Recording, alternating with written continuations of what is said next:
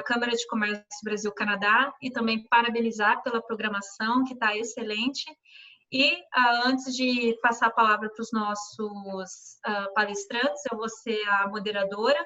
Então, se vocês quiserem fazer perguntas, elas ocorrerão no final. Eu peço que vocês deixem aqui no chat, que depois eu vou anotando e a gente vai fazer essa interação aí no final do nosso painel. Bom, mas rapidamente, a Alumni Canadá Brasil, que foi quem organizou, reuniu esse grupo de pesquisadores. Nós somos uma rede sem fins lucrativos, que foi fundada por representantes do Consulado Canadense em São Paulo, com o objetivo de reunir profissionais, estudantes, enfim, que já estiveram ou têm uma experiência no Canadá, formar uma rede de contato e apoio para outros profissionais e estudantes que, porventura, queiram morar ou ter uma experiência no Canadá. No final, eu deixo as nossas redes sociais, os nossos links, né? Nós temos o Daniel e a Natália, que também fazem parte da rede, e o Daniel Holanda, que também já fez parte, mas eu vou falar isso, eles vão falar isso na apresentação deles. Então, para começar aqui, na ordem, eu vou começar com o Daniel Holanda, na verdade.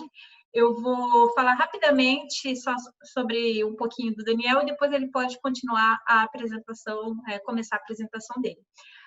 Então, o Daniel, ele é estudante de Engenharia da Computação na University of British Columbia, que fica em Vancouver. Sua pesquisa na área da inteligência artificial e foca em investigar métodos para acelerar o entendimento da fonte de erros e ineficiências em hardware de alta performance. Daniel ele é um ex-diretor da rede Alumni Canadá Brasil. Recentemente, finalizou um estágio de pesquisa na Microsoft, nos Estados Unidos. É recipiente da Vanier Graduate Scholarship, uma das bolsas mais prestigiosas de doutorado do Canadá. Fora do campo acadêmico, Daniel já foi também tradutor simultâneo de alemão e atualmente também é marceneiro amador. É com você, Daniel. Então, muito boa tarde para todo mundo. Meu nome é Daniel Holanda, como a Jéssica já me introduziu aí. E meu objetivo aqui hoje é falar um pouco da minha pesquisa aqui na University of British Columbia, mas é também falar um pouco do meu percurso, o que eu fiz para chegar aqui. E, assim, uma das coisas que eu acabei fazendo muito na Alumni Canadá Brasil também é ajudar pessoas que também querem seguir o mesmo percurso. É bom você ter alguém que já passou por isso, que pode te dar dicas. E, assim, eu vou, no final, também me disponibilizar para ajudar e responder perguntas logo no final. Enfim, pode passar os slides. Então, o que a gente vai falar hoje? A gente vai falar sobre como eu cheguei aqui, o que é minha pesquisa no Canadá, como é que você pode conseguir orientação para estudar no Canadá e quais são as oportunidades que existem aqui no campo de pesquisa, que é o que eu entendo. Então, eu já fiz parte, por exemplo, de um intercâmbio científico aqui no Canadá, que foi lá que eu quero falar para vocês hoje. Eu quero falar sobre algumas das bolsas que eu concorri, consegui, algumas bolsas que eu concorri e não consegui também, mas que são bem interessantes. E no finalzinho eu vou só falar um pouquinho sobre síndrome do impostor, que eu acho que é uma coisa bem importante para a gente também. Pode passar. Pode passar, isso. Então, eu comecei a minha trajetória, muito orgulhosamente, na UFRN, Universidade Federal do Rio Grande do Norte. Fiz minha graduação e meu mestrado por lá. Durante a graduação, eu tive a oportunidade de passar um ano fora estudando na Rensselaer, que é uma universidade nos Estados Unidos. Durante esse tempo, na Universidade dos Estados Unidos, eu também consegui um estágio de verão, então foi minha primeira oportunidade de trabalho aí, foi esse estágio de verão nessa empresa de engenharia. Pode passar. Depois aí, ainda durante a graduação, eu fiz outro intercâmbio aí pelo Ciências Sem Fronteiras. Dessa segunda vez foi para a TU Berlim, que é uma das melhores universidades da Alemanha. E durante a minha estadia lá na TU Berlim, eu também fiz um estágio na Telekom, que é a empresa de telecomunicações na Alemanha, que eles também fazem muita coisa na área de inovação. E logo depois disso eu comecei meu mestrado, e aí que começou a minha relação com o Canadá. Eu comecei meu mestrado no Brasil. Durante a minha estadia lá no Brasil, eu soube do programa ELAP, que é o Emerging Leaders in the Americas Program, que é um nome muito pomposo e muito bonitinho, mas na verdade é um programa canadense grande que chama muitos alunos aqui para o Canadá para fazer um estágio de pesquisa aqui. Eu vou falar um pouco mais dele logo em seguida, mas foi durante ele que eu conheci o meu orientador aqui, na própria UBC. Durante esse tempo eu meio que convenci ele que eu era uma pessoa decente o suficiente para ele me aceitar aqui para o doutorado. Eu já estou aqui há 2 anos e meio, você pode passar a próxima animaçãozinha. E aqui também, já agora durante meu doutorado, eu acabo de voltar de um estágio na Microsoft dos Estados Unidos. Então, esse é o meu percurso, isso é mais ou menos onde eu estou agora. Pode passar. E, assim, uma das coisas que a Jéssica falou que era legal falar para vocês, eu quero falar, assim, num nível, assim, bem alto, para que ninguém fique entediado com essa fala, mas, assim, eu queria explicar um pouco do que eu faço aqui como doutorando, o que é o meu trabalho, o que é o meu dia a dia. E, assim, a minha tese de pesquisa aqui é basicamente sobre como acelerar o diagnóstico de problemas em hardware para inteligência artificial. Você já deve ter ouvido um pouco de inteligência artificial quando se fala de carros autônomos, por exemplo. A Tesla é um ótimo exemplo. Quando você está pegando seu celular e você quer desbloquear o seu celular, o Face ID é um bom exemplo também disso. Existem assistentes virtuais como o da Apple, como a Siri também, isso tudo é inteligência artificial. Quando você está identificando fotos no Facebook, utilizando a inteligência artificial, recomendações de filmes do Netflix, traduções entre idiomas no Google Translator, que está ficando muito bom agora, filtros de vídeos no Instagram, até o match no Tinder, hoje tudo, tudo isso é feito com inteligência artificial. Uma coisa que vocês devem imaginar é que não é mágica, assim, não é uma coisa que é super rápida, você precisa de muita capacidade computacional para poder fazer esse tipo de matemática, que acaba sendo a matemática no fim das contas, para chegar nessas conclusões, para onde o carro vai, se você é você mesmo ou não quando você está no Face ID. Então existem muitos e muitos servidores de computadores que trabalham aí para poder classificar fotos no Facebook, e assim isso acaba sendo um campo muito grande. Pode passar para o próximo slide.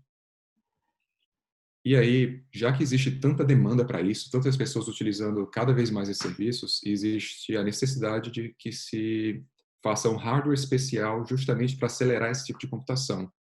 Então, isso que a gente chama de hardware, vocês podem imaginar como se fosse uma plaquinha no computador, mas no caso isso vai estar no servidor gigantesco. Isso é feito justamente para acelerar essas coisas que você vai mandar para o cloud, né? Tem muita coisa que você faz no seu próprio dispositivo, mas a grande maioria das coisas, assim, que é realmente pesado, normalmente é feito em servidores. Então, a Google, por exemplo, tem um time gigantesco que trabalha no TPU deles, que é o Tensor Processing Unit, é a própria solução deles de casa. A Microsoft também ficou muito famosa por criar sua própria solução no projeto Brainwave, que foi onde eu fiz o estágio há poucos meses atrás. E o iPhone, quem tem iPhone hoje em dia, dentro do iPhone existe o Neural Processing Engine, que é um hardware para acelerar a inteligência artificial dentro do próprio iPhone. Então essa área tem bastante demanda e tem crescido muito. Só que na minha pesquisa o que a gente notou é que criar qualquer tipo de hardware não é fácil. E problemas, que são bugs, que a gente chama de inteligência artificial, são extremamente complexos.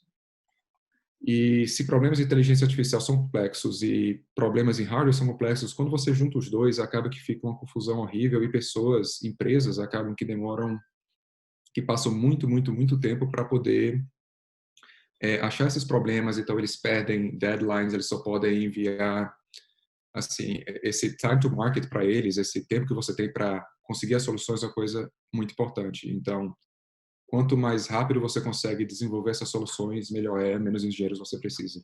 Então, é nessa área que eu estou trabalhando. Então, a grande pergunta que eu quero responder no meu doutorado é como é que a gente pode criar soluções especializadas para acelerar o diagnóstico de problemas em hardware para inteligência artificial. E o jeito que a gente está achando de fazer isso é justamente entender mais ainda sobre inteligência artificial e entender como é que as pessoas podem raciocinar sobre aquele hardware sem ter que pensar em cada específico detalhe. Então, é muito de abstrair parte da complexidade e mostrar tudo de forma mais simples. Enfim, é mais ou menos aí onde eu estou. No momento agora eu estou 2 anos e meio, desde o início do meu PhD, então aqui é mais ou menos metade do PhD. Um PhD aqui, a média aqui da UBC para o meu departamento é 5,1 anos, então eu estou aí mais ou menos a metade do caminho. Amor, será que ela tá com fome?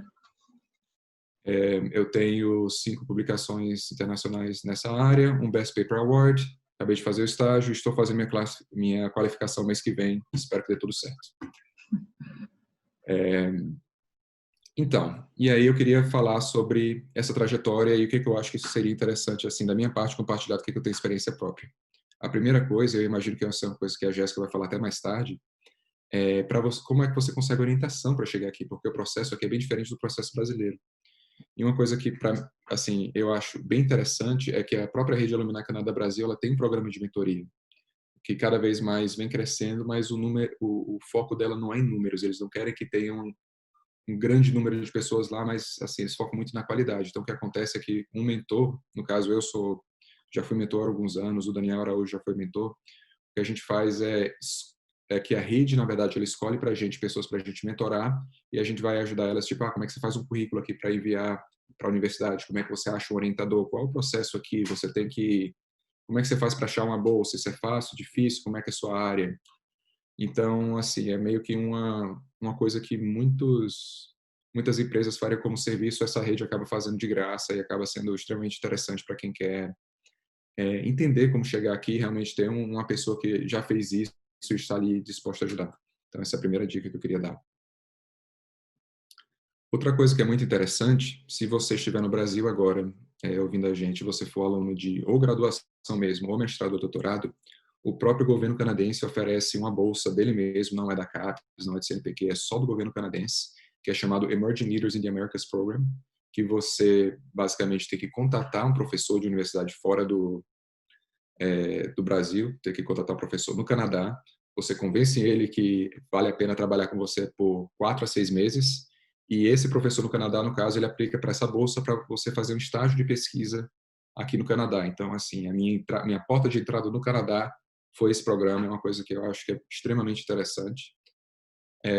E outra coisa que é legal também é que, uma vez que você está aqui dentro, na Universidade Canadense, além de ter assim exposição, o que é a cultura do Canadá, exposição a poder conhecer os professores diretamente e talvez até conseguir um doutorado, mestrado depois, o próprio governo canadense organiza uma viagem com parte desses bolsistas para Ottawa para conhecer como é que funciona, basicamente assim, quais são os pilares da democracia canadense. Então, eu também tive a oportunidade de fazer parte dessa viagem selecionada do pessoal da ELAP. E, assim, é outro ponto muito interessante, são oportunidades muito boas que existem aí todo ano.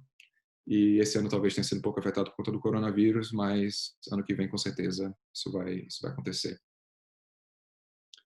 Outra coisa que é legal falar aqui, e que eu acabei tendo muita sorte no meu percurso, foi que, assim, muitas pessoas têm muito medo de aplicar para bolsas, em modo geral, porque elas acham que são só para pessoas que são extremamente excepcionais. E, assim, pelo menos a experiência que eu tive aqui na UBC, na universidade que eu estou aqui em Vancouver, é que existem muitas bolsas que a universidade faz para ajudar alunos de muitas áreas e que isso não é uma coisa tão difícil de se conseguir. Aqui também existe o que se chama de award, que não é uma bolsa que você necessariamente tem que fazer algo para ela durante um período. É simplesmente, olha, parabéns pelo seu mérito acadêmico durante isso, a gente gosta do que você faz, está aqui um prêmio para você. Então, isso existe. Aqui na própria UBC, por exemplo, existe um funding mínimo de 18 mil ao ano para quem vai fazer um doutorado. Então, se você consegue um doutorado na instituição, você meio que já tem o mínimo necessário para se manter e você já pode aplicar para essas bolsas. Então, algumas das bolsas que eu consegui aqui, por exemplo, foi essa GSI aí na esquerda, que é uma bolsa do próprio departamento, que eles fazem essa subseleção para alunos de departamento. Isso é outra coisa que é importante saber, tipo, existem bolsas do departamento, bolsas da universidade, bolsas do próprio governo canadense e também o próprio orientador pode conseguir um trabalho para você. Então, assim, o número de caminhos que você pode pegar para chegar aqui são enormes, sabe? Isso é uma grande quantidade de caminhos. Four-Year Doctoral Fellowship foi outra bolsa que eu também consegui aqui durante um período, que é uma bolsa de 4 anos para te ajudar durante o doutorado.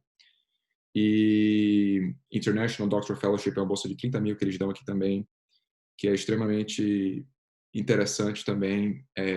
E uma coisa importante que eu esqueci de mencionar é que também acaba sendo importante você desenvolver assim, se você tem essa vontade de vir aqui para o Canadá, estudar aqui, fazer mestrado, doutorado, eles não contam só o seu sucesso acadêmico, mas eles também contam suas características de liderança. Então, isso é uma coisa também que, para esse International Doctoral Fellowship, é uma coisa que acaba pesando muito. E outra bolsa que eu queria falar, que eu acho que é bem interessante, é essa Vanier Scholarships, que eu fiquei muito feliz por ter conseguido. É uma bolsa que poucos alunos conseguem por ano aqui no Canadá. E por alguma obra do destino colocaram minha cara no próprio site deles. mas essa é uma bolsa de 50 mil ao ano que é dada aos pesquisadores aqui, simplesmente para eles falam basicamente assim, olha, a gente gosta do caminho que você está indo na sua pesquisa, o governo canadense quer apoiar isso, aqui está esse financiamento para que você não precise fazer nenhum trabalho part-time nem nada, você possa dedicar totalmente à pesquisa. Então, assim, existem 1001 caminhos, e foi isso que eu quis mostrar. Não existe um caminho só, não existe uma bolsa só, existem 1001 caminhos e 1001 jeitos de chegar lá. Pode passar para o próximo slide. E uma coisa que me pegou muito aqui, e que eu quero falar só rapidamente, é essa história da síndrome do impostor. Você achando que, assim, quando eu ganhei a primeira bolsa aqui na universidade, eu falei, nossa, enganei todo mundo. Consegui enganar todo mundo achando que eles acham que eu sou bom e, na verdade, eu não sou bom.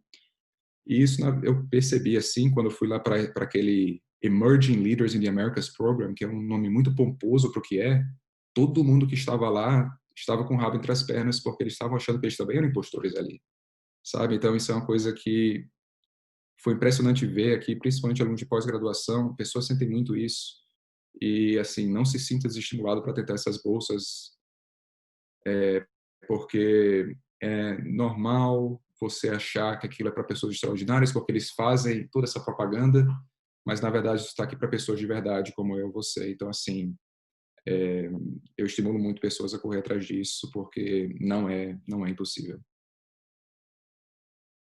Bom, e com isso eu finalizo minha apresentação. Espero que eu não tenha ido além dos 15 minutos. E eu acho que nossas perguntas podem ficar para o final. Quem quiser me contatar por e-mail também, ou por LinkedIn, na verdade, melhor ainda, por favor, fique à vontade.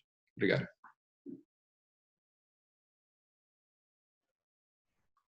Obrigada, Daniel, pela sua apresentação.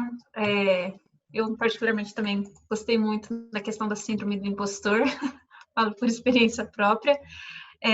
Mas, enfim, ele falou de algumas bolsas, tá, pessoal? Isso é importante, mas lembrando que a gente vai ter um evento também no domingo só sobre bolsas de estudos. Eu sei que esse é um assunto que traz muitas dúvidas e muitas questões. Claro que a gente vai tentar responder o máximo possível, mas a gente vai ter um evento específico só sobre isso também. Agora, eu vou apresentar o outro Daniel, que é também o meu colega de trabalho na Alumni, ele é o vice-presidente da Alumni Canadá Brasil, mas hoje ele está aqui para falar mais da experiência dele enquanto pesquisador. Vou apresentar o Daniel então, e depois se você conseguir compartilhar sua apresentação, Daniel, você me avisa, senão também compartilha lá aqui. Já o Daniel, nesse caso, Rodrigues, ele é estudante de doutorado em Engenharia Química na Université Laval, que fica na cidade do Quebec. Mestre e bacharel em Engenharia Química também pela Universidade Federal do Rio Grande do Norte. Membro da Força Tarefa de Profissionais Jovens da Sociedade Internacional de Automação. Ele pesquisa como aumentar a eficiência do processo de produção do alumínio através de detecção de falhas internas. Premiado como o melhor post científico na Regal Students Day, no programa de educação na Science and Engineering Research Day, na Universidade de Laval. Ele é ex-bolsista do CNPq, CAPES e também do programa de educação tutorial e Ciências Sem Fronteiras, onde foi posicionado na lista dos melhores alunos na Rose Human Institute of Technology durante o ano de 2012 e também é ex-trainee da Norsk Hydro Brasil. Com você, Daniel.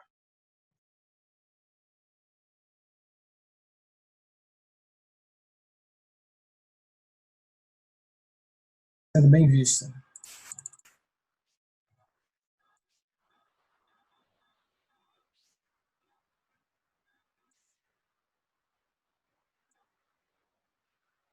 Jéssica?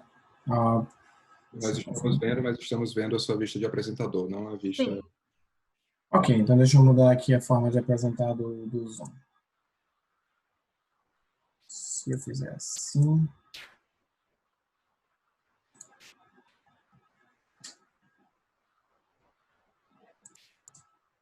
Pronto, agora você está vendo a apresentação? Estamos sim. Sim, né? Obrigado, Daniel. Então, boa tarde. Eu já fui apresentado, sou Daniel Rodrigues, e eu vou falar basicamente da minha pesquisa, um pouco sobre o meu percurso também, sobre como melhorar o processo produtivo de alumínio, que é de fato o objetivo final da minha pesquisa. Apesar de super específico, é esse o meu objetivo final. Antes de começar a falar de qualquer coisa, eu quero só explicar para vocês o que são essas 3 imagens. A primeira da esquerda é a alumina, que é um dos materiais principais para fazer o alumínio. O do meio é o anodo de carbono, que é o cara que eu trabalho, é com ele. E a direita é o produto final, os lingotes de alumínio primário. Então, eu tenho 29 anos. Como a Jéssica falou, eu sou estudante de doutorado de Engenharia Química na Universidade de Laval. Sou mestre e bacharel pela Universidade Federal do Rio Grande do Norte em Engenharia Química, o mestrado especializando em Process System Engineering, o que inclui modelagem matemática, controle de processos e otimização. Sou vice-presidente da rede, sou membro do comitê de Young Professionals da Sociedade Internacional de Automação. Faço parte de alguns comitês, na verdade, e represento jovens profissionais no Comitê de Educação e Certificação Técnica. Faço parte também de vários grupos de pesquisa e discussão de pesquisa sempre que tiver incluído nessa discussão, Indústria 4.0, digitalização, automação, que é o meu assunto predileto como pesquisador. Agora, antes de começar a falar da minha pesquisa. Primeira coisa, eu vou falar sobre alumínio. Alumínio é o metal mais abundante que existe na crosta terrestre. Isso não significa que ele é fácil de ser extraído. Na verdade, ele não existe na forma pura, metálica, dentro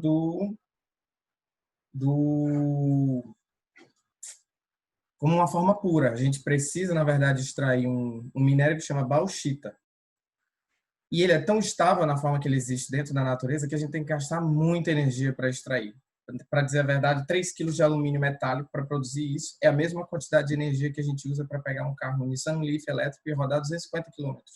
E se isso não for ideia suficiente para você entender quanta energia é, uma planta pequena, não tão pequena, mas de um tamanho abaixo da média, de mais ou menos 200 mil toneladas por ano de alumínio metálico, equivale no consumo energético a uma cidade com 1 milhão de habitantes. Isso usando a média de consumo do sudeste do Brasil.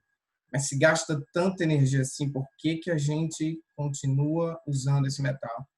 E a razão é que ele é reciclável, 100% potencialmente, atualmente a gente consegue fazer 95%, é seguro, do que eu quero dizer que ele não é tóxico, é resistente à corrosão, porque ele cria uma pequena camada passivadora na frente, a corrosão começa a ter dificuldades a acontecer nesse material, e principalmente mesmo, ele é leve. O mesmo volume de aço pesa 3 vezes mais que o volume de alumínio. Então, quando a gente substitui isso, por exemplo, em carros, a quantidade de energia que a gente usa para fazer esse metal mais do que compensa na vida útil de um carro. Sem contar que, quando a gente recicla o metal, a gente gasta somente 5% da energia que a gente gastou para produzir a primeira vez. Então, isso faz com que o metal seja atrativo e importante, principalmente nos nossos objetivos ambientais atuais. Como é que a gente produz ele, então? É um processo complicado, certo? Ele tem 150 anos, mais ou menos, não é uma coisa, vamos dizer assim, que está com a gente desde o começo da sociedade humana, não é o caso. E ele começa retirando o mineral da crosta. Essa crosta, a mina retira a bauxita, o minério no caso, e ele já primeiro dá uma separação onde a gente pega só o que é realmente financeiramente viável, economicamente viável, e passa para a refinaria. A refinaria transforma esse minério, a bauxita, em alumina, o que basicamente significa que ele reduz em 50% e passa esse produto para a redução. Esse 50% que passa para a redução é reduzido mais ou menos também em 50% na redução para virar alumínio primário. Desculpa aqui. O meu trabalho é da redução, certo? Mais especificamente numa fábrica de anodos. Dentro da redução, não se tem só alumínio, você também precisa do anodo para produzir o metal. E isso significa que ele é fabricado especificamente com essa função. Na maioria das vezes, é uma fábrica dentro da redução, tem uma fábrica específica só para anodos, mas existem fábricas específicas só para anodos sem a redução por perto. A redução produz o metal líquido, passa para o lingotamento fabrica o metal no formato que o cliente precisa. Ok, se é com anodo, falar então sobre como se faz anodo. Anodo, basicamente, é uma mistura de coque e piche. coque é um produto de refino de petróleo, na verdade é o produto mais pesado e poderia até dizer que é o lixo do petróleo. Piche é um subproduto também carbono, mas vem, na verdade, do carvão mineral. E eles dois são esquentados e colocados no formato que ele precisa ser para ser consumido, que é o que chama o anodo cru. Esse anodo cru vai para um forno, passa aproximadamente uma semana e chega acima de 700 graus durante esse cozimento. Depois que ele é cozido, ele vai ser acabado, que basicamente significa que você pode fazer furos no meio do anodo para facilitar a operação dele e tem que colocar uma barra por cima dele, que é onde a máquina manuseia ele. E é aí que se fabrica o anodo. Mas é importante dizer que o anodo ele não é perfeito. O que acontece é que você tem uma fabricação de altas quantidades de anodo e alguns vão ficar com uma presença de rachaduras e porosidades dentro dele, sendo que como ele é preto, não dá para ver o que tem lá dentro, nem a gente pode abrir ele para poder analisar. E isso é o gerador do problema atual. Na verdade, o que acontece é que, como esse processo é mais antigo, numa época em que a dinâmica do mercado de petróleo era outra, as matérias-primas que a gente usava eram mais estáveis e sempre tinham os mesmos parâmetros de qualidade, mas com todo essa dinâmica das novas mudanças de preço de petróleo o tempo inteiro, as refinarias começaram a otimizar suas cadeias de suprimentos e o que termina acontecendo é que o coque, que é 80% do anodo, ele muda de propriedade o tempo inteiro. E aí não dá tempo da unidade se adaptar a essas novas características rápido. Mas por que não dá tempo? Porque o processo foi desenvolvido numa época que a matéria-prima era estável. Então, a rotina de análise de qualidade ela é muito menor do que seria necessário. Na verdade, o que se faz é se tira uma pequena amostra de um anodo em cada 50. Essa pequena amostra é aproximadamente 500 gramas de um anodo que, na verdade, pesa 1 tonelada. E não dá simplesmente para aumentar a quantidade de análises que a gente tem dentro do sistema, porque elas são extremamente complexas. Na verdade, são mais de 10 parâmetros, é uma análise super cara e, às vezes, demora mais de uma semana para você saber o resultado, o que significa que, no momento, o seu anodo pode já estar sendo consumido. Então, se ele for dar um problema, ele já está dando um problema. O que isso causa é que a gente termina consumindo mais energia e, por causa que o carbono vai ser consumido de forma mais ineficiente por causa das falhas, você tem mais emissão de gases de efeito estufa, tanto diretamente quanto indiretamente pelo aumento do consumo de energia. Algumas publicações falam do aumento no custo da produção da tonelada de alumínio em $100 por tonelada, de um material que nesse exato momento está sendo negociado aproximadamente a $1.600 por tonelada. $100 é uma grande parcela que a gente precisa se preocupar. Então, a minha pesquisa é como é que eu faço para resolver esse problema. A solução que eu pesquiso de fato, na verdade, a gente pega esse anodo e passa um sinal de ultrassom. A gente emite o sinal de um lado e coleta em várias posições do outro lado, certo? Então, muda a posição da emissão em várias posições do anodo e recebe em várias outras posições também desse mesmo anodo. Assim, eu consigo fazer uma varredura interna do anodo. Fora isso, eu coloco vários sensores em várias paredes deste anodo e aí eu dou uma martelada com um martelo de borracha e registro como que esse anodo vibra. Essas duas informações juntas são processadas para eu tirar o que há de informação de verdade ali dentro. Essa informação é processada mais uma vez para entender o que de importante existe nessa informação que eu já processei. E depois disso eu uso aprendizado de máquina para dizer esse anodo é ou não é aceitável para ser consumido no próximo passo da cadeia. Senão, a gente recicla esse anodo, reproduz ele, quebra a matéria-prima, quebra ele e reutiliza ele para fazer novos anodos. O importante dessa técnica é que, ao invés de ter que analisar 1%, isso acontece em menos de 3 minutos, o que significa que é possível analisar todos os anodos que são produzidos. E assim diminuir muito grandemente a quantidade de anodos defeituosos que passam e também que dão a alternativa do produtor de tomar uma atitude e ajustar o processo para produzir bons anodos. Agora, como que eu cheguei nesse projeto, certo? Isso tem muito a ver com o meu percurso de vida. Eu comecei com 14 anos a estudar como técnico em geologia e mineração no Cefet do Rio Grande do Norte. O meu interesse focado em mineração e não tanto em geologia me guiou para engenharia química. Durante o curso de engenharia química, eu trabalhei com pesquisa de nanomateriais e também trabalhei com modelagem, que foi onde eu decidi que é isso que eu vou fazer para o resto da minha vida, ou pelo menos eu acho que vou fazer nesse exato momento. Eu passei um ano nos Estados Unidos como Ciências Sem Fronteiras. É importante dizer, porque isso vai fazer diferença no meu percurso, que por causa da engenharia química na UFRN ter uma parceria grande com universidades francesas, eu comecei a estudar francês, na intenção de fazer um intercâmbio para a França. Mas como a oportunidade apareceu primeiro para ir para os Estados Unidos, eu só subi no cavalo e fui. Quando eu voltei, eu consegui adiantar o meu curso em um semestre, terminei em 4 anos e meio, fiz um estágio na Ambev, na parte de processo de produção, e com esse pequeno contato já com o meio corporativo, empresarial, eu decidi, não, vou tentar fazer um programa de trainee. Eu passei 1 ano e meio tentando passar num programa de trainee, cheguei em fase final de várias empresas, de várias multinacionais, mas quando deu 1 ano e meio, que eu já estava com o ânimo um pouco mais para baixo, eu fiz, olha, eu vou fazer o meu mestrado, vou continuar me qualificando, enquanto isso, para não ficar só fazendo os trabalhos que eu fazia como técnico, dado que o principal mercado para o engenheiro químico na época, que era o petróleo, estava bem para baixo.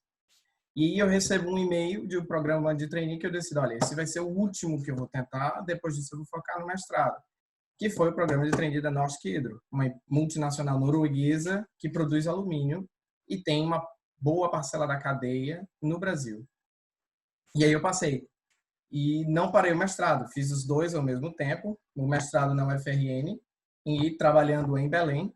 Passei no programa de trainee para o Departamento de Pesquisa e Desenvolvimento. Então, passei 2 anos sendo formado para assumir cargos de liderança e trabalhando também na pesquisa e desenvolvimento. Isso me expôs a todas as pequenas etapas da cadeia de produção do alumínio, mas eu fiquei alocado, especializado dentro da refinaria de alumina, que no caso era na época a maior refinaria de alumina no mundo, que existe no Brasil e poucos sabem que ela está lá. Aí fui promovido para pesquisa do pleno, depois disso passei para o doutorado. Agora, como também que eu terminei no doutorado? A verdade é que um amigo, ele estava procurando fazer um mestrado no Canadá e sabia que eu estava interessado também numa oportunidade internacional. E aí ele encontrou um projeto de pesquisa que era uma parceria entre a indústria e a academia para fazer, no final, a transferência de tecnologia.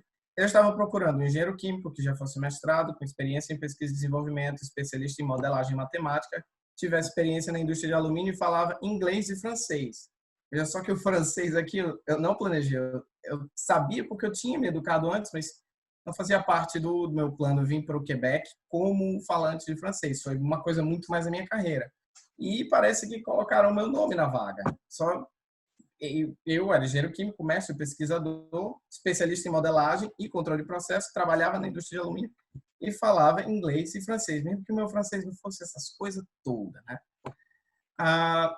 E aí, bom, esse programa que eu participei, que eu participo, na verdade, ainda faz 1 ano e meio que eu cheguei, na verdade aconteceu super rápido, em junho eu recebi essa oportunidade desse meu amigo, conversei com o orientador, aproximadamente em agosto já tinha fechado com a empresa, porque a empresa também queria selecionar, depois em novembro oficializei minha demissão e em fevereiro eu estava aqui, trabalhando como pesquisador de doutorado.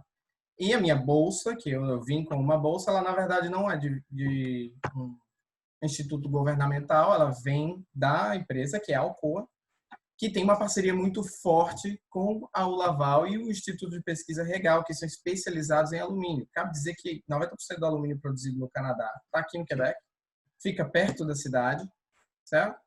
E o Canadá é o quarto maior produtor de alumínio do mundo. Então, isso daqui é uma área que tem bastante atenção e as empresas estão de olho em fazer pesquisa nesse segmento. Por isso que essa pesquisa existia e a empresa, eu cheguei, por sorte, num momento que já está mais na transferência de conhecimento. Então, meu trabalho é pegar o trabalho que já foi feito antes, adaptar ele e melhorar ele para poder ser aplicado no chão de fábrica.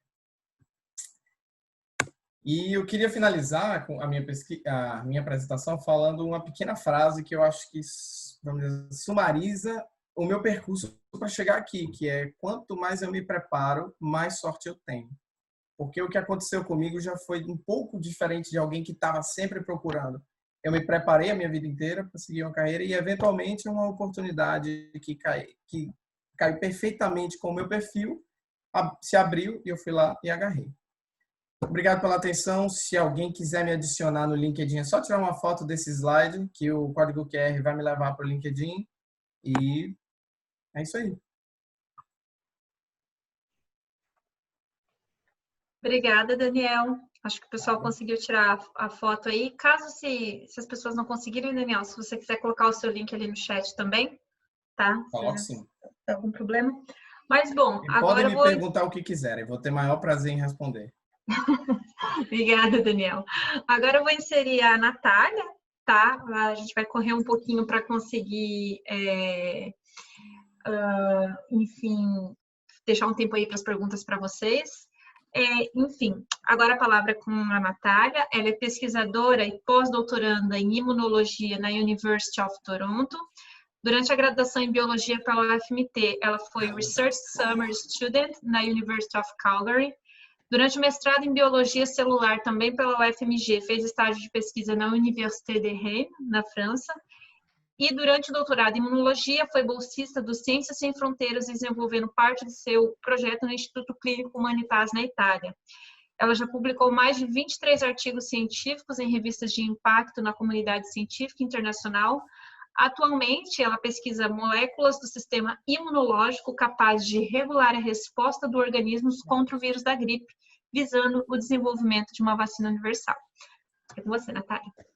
Obrigada pela introdução, Jéssica.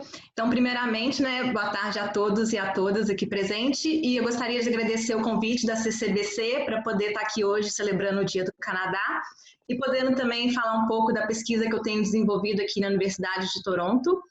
Então, como a Jéssica falou, meu nome é Natália Vieira Batista, atualmente eu sou pesquisadora associada da Universidade de Toronto e também sou diretora de comunicação e mídia social da Rede Alumni Canadá Brasil. Minha apresentação ela vai ser dividida em 3 partes, Primeiro eu vou falar sobre minha trajetória acadêmica e como que eu vim parar aqui no Canadá.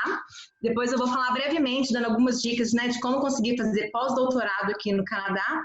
E, por último, vou falar sobre a pesquisa que eu tenho desenvolvido aqui nos últimos 3 anos. Bom, a minha trajetória científica, ela começa lá na graduação, quando eu decidi fazer Ciências Biológicas, na Universidade Federal de Minas Gerais. E nessa época foi quando eu tive o primeiro contato aqui com o Canadá. Eu vou contar rapidinho a história, só para mostrar como que, às vezes, na vida as coisas que acontecem de forma inusitada, Então, na época, meu ex-namorado, ele trabalhava em Calgary e eu decidi trancar a faculdade por 6 meses para visitar ele e também para conhecer o Canadá. E, na época, conversando com um amigo meu da UFMG, ele falou assim, a minha orientadora está indo para Calgary fazer o pós-doutorado dela nesse ano. Aí eu pensei assim, nossa, eu podia tentar fazer algum estágio de pesquisa em Calgary, Aí eu entrei em contato com essa orientadora do meu amigo e ela foi super receptiva e me colocou em contato com uma professora de Calgary, que ela ia fazer o pós-doutorado lá, e essa professora acabou que ela me convidou para ser Summer Student no laboratório dela por 4 meses. Então, foi uma ótima experiência.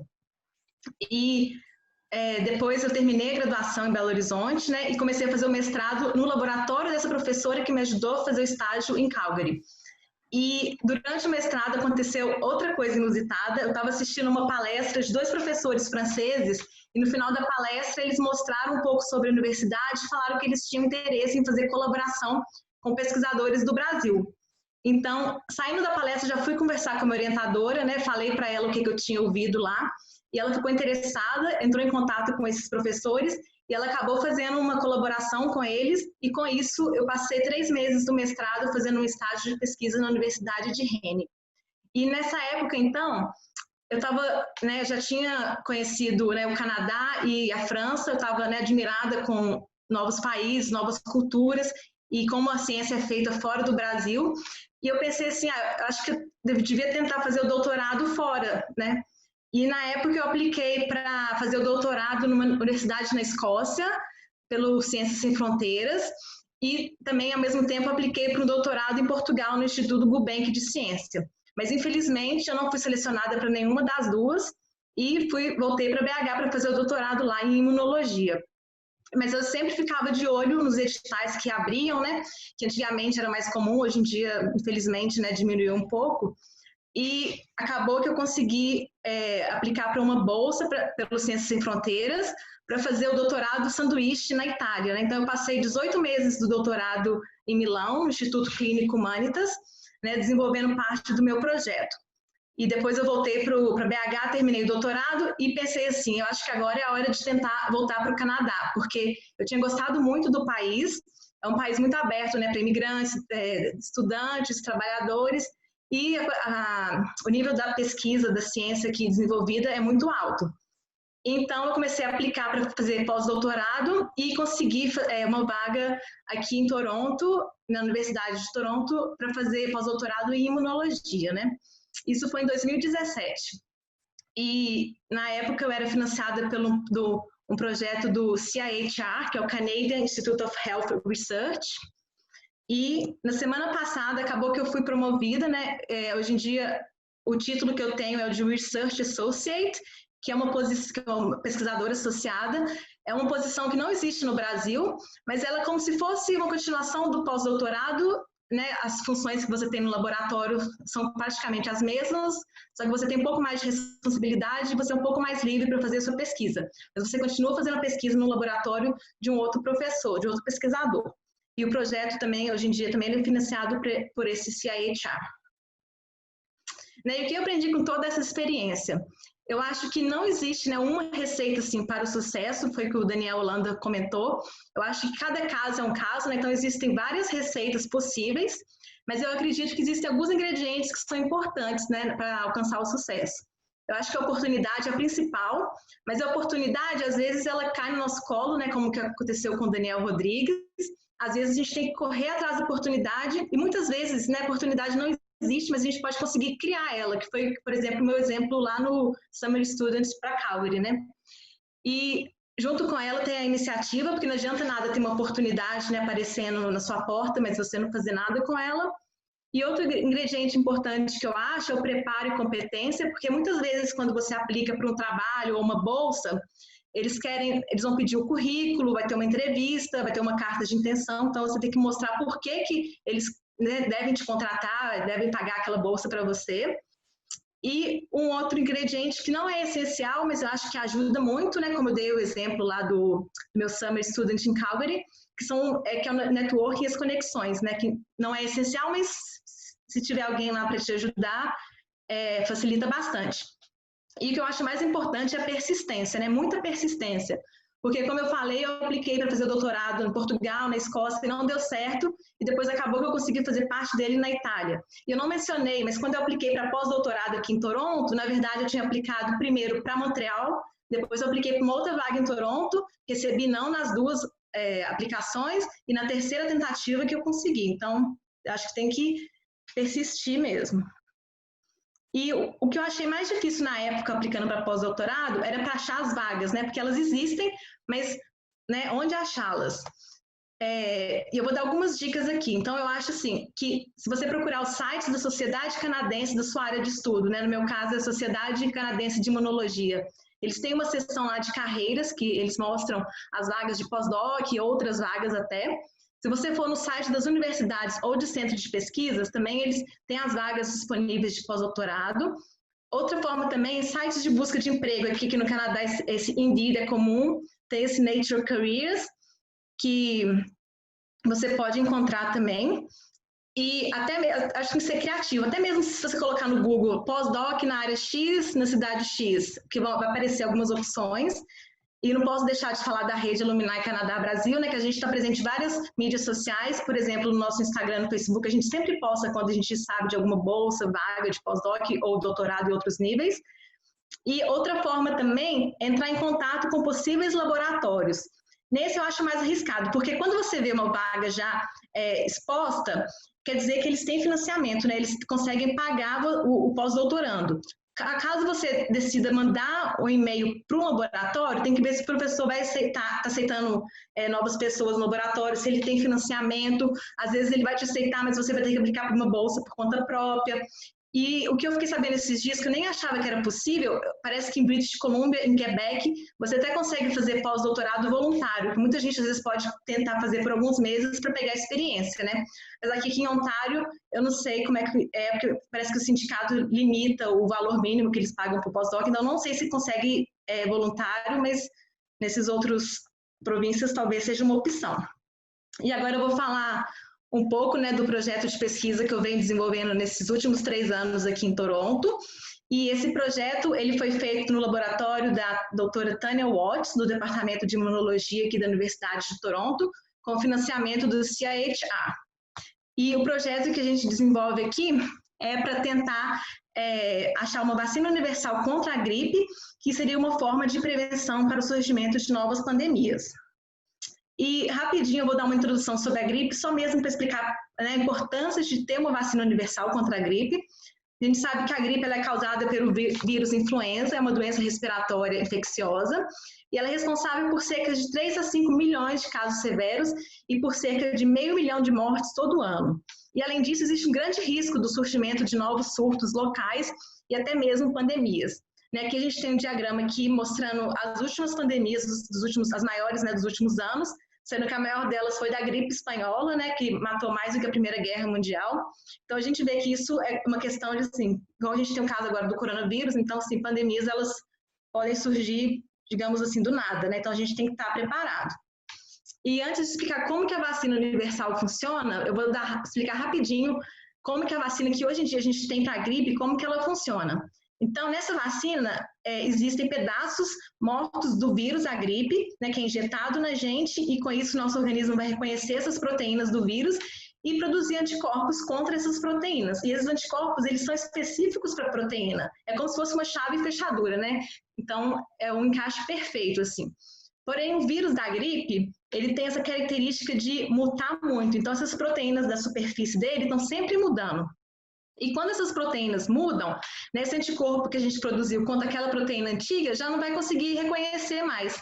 Que é por isso que todo ano a gente precisa tomar uma vacina nova contra a gripe. Porque a vacina, por exemplo, desse ano, ela é feita com base das cepas mais comuns que estavam circulando no ano passado. E eu sei que é chato, né? Todo ano ter que ir lá tomar vacina, mas é bem necessário. Mas o ideal seria criar uma vacina universal, que conseguisse proteger o nosso organismo contra virtualmente todas as possíveis cepas do vírus da gripe, ou pelo menos pela maioria delas. E então, né, como que funciona essa vacina universal? Como eu falei, essa vacina a gente tem hoje em dia, ela reconhece as proteínas que estão na superfície do vírus, e essas proteínas mutam muito. E a vacina universal, então, elas seriam contra proteínas mais estáveis do vírus, que não mudam muito. A gente pode fazer uma analogia aqui, que essas proteínas da superfície é como se fosse, sei lá, o nosso cabelo. Se a gente mudar o cabelo, a gente continua vivo. Agora, a proteína interna do vírus, se ela mudar, é como se fosse o nosso coração. Se ela muda, né, o vírus não vai conseguir sobreviver tão bem. Então, essas proteínas são mais conservadas, essa vacina seria contra essas proteínas. Porém, essas proteínas, elas estão dentro do vírus. E como alcançar elas, né? E uma característica dos vírus é que eles são parasitas intracelulares obrigatórios, ou seja, eles precisam de uma célula para sobreviver e multiplicar. Então, quando o vírus entra na célula, ele mais ou menos se desfaz, né? Como a gente pode ver aqui nessa figura, e essas proteínas soltas, então, que estavam dentro do vírus, elas vão ser processadas para a célula e a célula vai apresentar na superfície para mostrar para o nosso organismo que aquela célula está infectada com vírus, né? E com isso, outras células do nosso sistema imune vão reconhecer e falar assim, olha, aquela célula está infectada, vamos ali matar ela, porque com isso a gente acaba matando os vírus dentro dela e não vai espalhar para o organismo, né? E como que, né, acontece essa interação da célula infectada com essa célula que vai lá para ajudar, né, para matar essa célula infectada? Acontece através desses receptores, né, que uma apresenta essa proteína que é mais conservada do vírus, então, e esses linfócitos T vão lá, reconhece que a célula está infectada e solta algumas substâncias que vão matar esse vírus. E essa vacina universal, como eu falei, a vacina hoje em dia, ela faz o corpo produzir anticorpos. Essa vacina universal, então, faria o nosso corpo produzir mais desses linfócitos T, né, desse tipo de célula, ou linfócitos T que são mais fortes, né, mais capazes de combater essas células infectadas. E o que a gente descobriu no nosso laboratório de pesquisa, então, foi que essas moléculas, né, 4,1-BB e esse GITR, e os seus ligantes, respectivos ligantes, a gente descobriu que quando a célula expressa mais essas moléculas, né, esses receptores, elas são capazes de matar mais células infectadas e com isso prevenir a infecção da gripe. Então, o ideal seria fazer vacinas que fizessem nosso corpo produzir mais essas moléculas, né, desse 4,1-BB e esse GITR. E lembrando que esse tipo de estratégia poderia ser usada para outras infecções virais, não apenas da gripe, né, que poderia até mesmo ser usada no caso do coronavírus. E o que a gente faz aqui no laboratório é que eles chamam de pesquisa básica, né? A gente descobre as moléculas, mas na verdade para isso virar um produto final teria que ter um apoio de uma indústria farmacêutica que comprasse a ideia, fabricasse a vacina, então testasse em animais, testasse em humanos, né? Mas mesmo assim a nossa pesquisa é importante porque precisa descobrir essas moléculas para depois virar um produto final. Então, a gente não tem o produto, mas esse projeto já nos gerou 5 publicações em revistas científicas e desejo a todo mundo um feliz dia do Canadá, agradeço a presença de todos aqui e eu deixo aqui minha rede no LinkedIn e o meu e-mail, se alguém quiser entrar em contato, conectar, eu estou à disposição. Obrigada. Obrigada, Natália, muito obrigada. Nós temos aqui, pessoal, vou correr um pouquinho ainda, 6 minutos, tá? E eu vou fazer uma pergunta da Claire e já aproveito também, vou fazer uma pergunta para animar tanto o Daniel e os 2 Daniels aqui, e já vou puxar junto com a da pergunta da Claire. Então, a pergunta que eu gostaria de dizer para vocês é como que vocês veem o ambiente de pesquisa aí no Canadá. Quando eu quero dizer ambiente de pesquisa, vocês são pesquisadores no momento, seja se vocês vão seguir a carreira fazendo pesquisa, dentro da pesquisa, depois vocês vão partir, enfim, sair do doutorado e começar um emprego, enfim. É como vocês encaram o papel do pesquisador. Por que eu digo isso?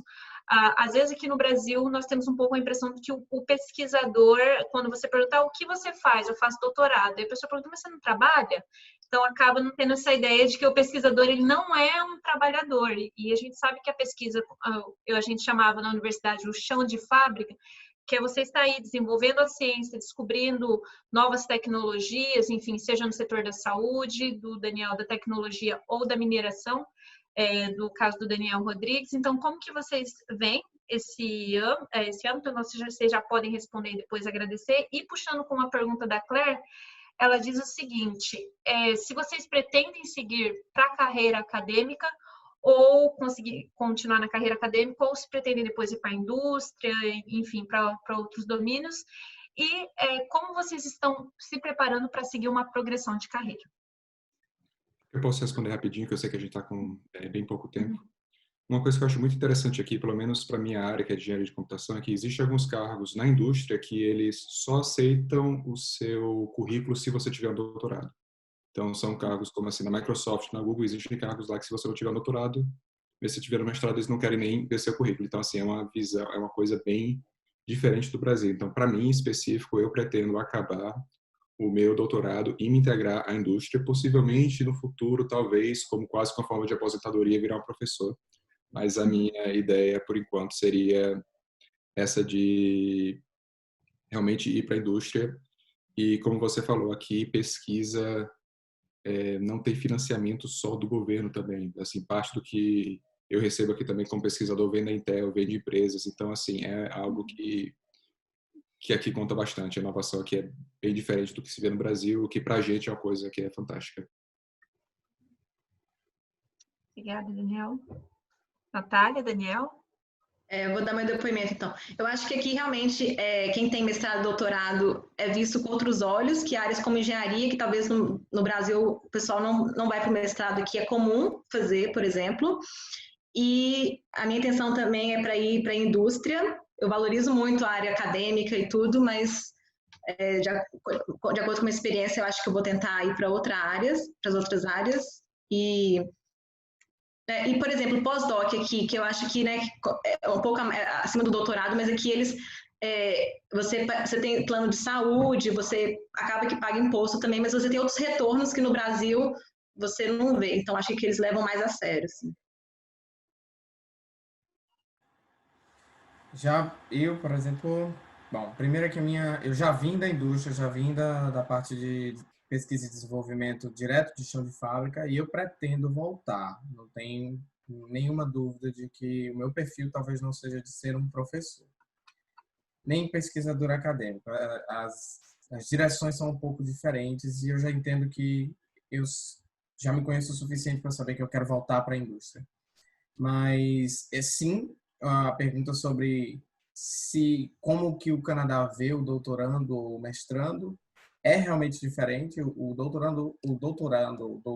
ou o mestre no Brasil, principalmente se ele volta para a academia, ele está praticamente no mesmo patamar de uma pessoa da graduação. Ele vai começar a sua experiência profissional naquele exato momento. E aqui não é bem assim. É como o Daniel falou, existem cargos que, na verdade, requerem que você tenha uma formação suplementar para assumir, ou pelo menos te dá um bônus, conta como algum tempo de experiência ou algo do tipo. Gente, então, muito obrigada a vocês. Se vocês quiserem dar o último agradecimento, rapidamente, só antes da gente terminar, eu quero convidar vocês, para quem depois saber mais de bolsa de estudos, no domingo nós vamos ter um panorama completo, vamos falar um pouco dessas bolsas de estudos que o Daniel, a Natália falou, bolsas de universidades, provinciais, bolsas de empresa, enfim, e também para vocês que querem saber mais da rede, eu convido vocês a nos seguirem também. Eu deixei para vocês aí o nosso Linktree com as nossas redes da Alumni Canadá Brasil. E eu quero agradecer em nome da CCBC e também em nome da Alumni, a Natália e Daniel Holanda e Daniel Rodrigues. Muito obrigada. Se vocês quiserem agradecer. E quem a gente não conseguiu responder as perguntas, infelizmente a gente tem um tempo para cumprir, vocês podem nos contactar pelo LinkedIn. Muito obrigada. Obrigada, CCBC e a Jéssica pelo fechamento. Legal, muito obrigado, Daniel, Natália e Jéssica.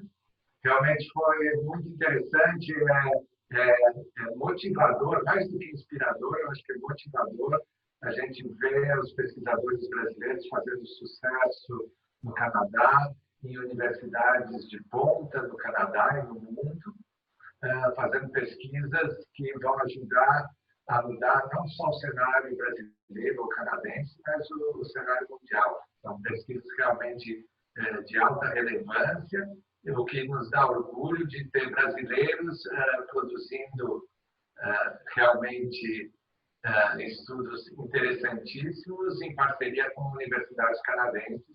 Espero que isso motive outros brasileiros a seguirem esse mesmo caminho. Mais uma vez, muito obrigado a todos. Obrigado, Jéssica, por ter organizado esse painel dentro da nossa programação do festival. Reforço que ainda hoje temos mais uma sessão que começa agora às 18h30. Vou até colocar ela aqui para nós. Temos uma sessão que começa agora às 18h30, que vai ser um coquetel virtual para marcar o lançamento do festival, desse festival que começou hoje e que ainda tem uma programação intensa até domingo. São 5 dias de festival comemorando a riqueza do Canadá e da relação Brasil-Canadá dentro dessa festa do Canada Day. Então, espero que vocês, todos que estão aqui assistindo, se conectem para acompanhar conosco essa pequena cerimônia de lançamento do festival e que também lembrem-se que existem uma série de outros conteúdos disponíveis gratuitamente no nosso site, vários conteúdos culturais em diversos segmentos que podem ser baixados para que vocês assistam sozinhos, com a família ou com amigos, na hora que mais for conveniente. Muito obrigado a todos e até às 18h30 na nossa próxima sessão.